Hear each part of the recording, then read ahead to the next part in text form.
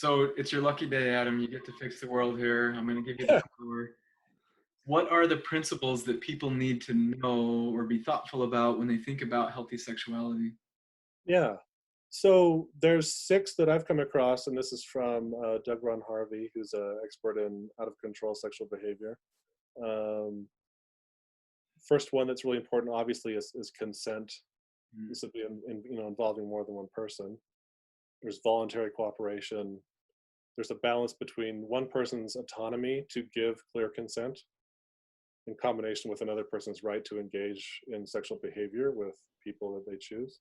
mm. So there's this has to be clear, obviously. Can you think And about how our world would be different if we truly understood consent and went through that process as we're dating or in relationships?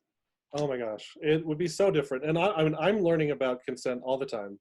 It's not just like this simple like don't coerce people. Well, that it does involve that, Yeah.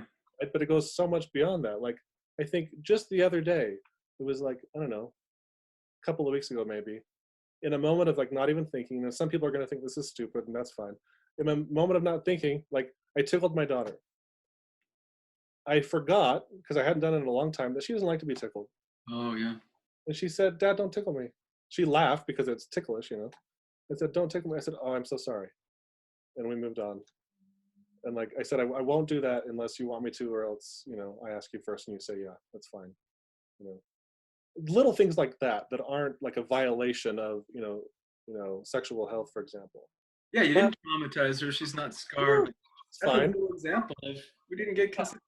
Right. And obviously, like all of these things can be taken to the extreme, but I think this plays out all over the place. I mean, I should have learned. I should have learned because I knew when my wife and I were dating, she got tickled a lot growing up. Actually, she was the youngest, um, and when we were dating, sometimes I would tickle her, and then she kind of gave me some feedback, like, "Hey, I've got tickled all the time. I don't like it." Oh, okay. And so like didn't get it through my head, and then I had a daughter, did the same thing. Oh yeah, okay. So just the reason why I bring that up is it's just a little example that's seemingly innocuous, but it's something.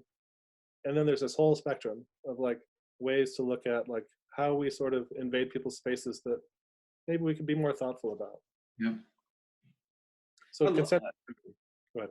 I think, yeah, that's the foundation is just having that and being aware of like your values or your interests or desires in that moment may be very different than somebody else's. And you need to have a conversation. And so many times we just assume it or kind of focus on ourselves, but those need to be pretty intentional, ongoing conversations. And the world would be a different place if we even just implemented that first principle of consent.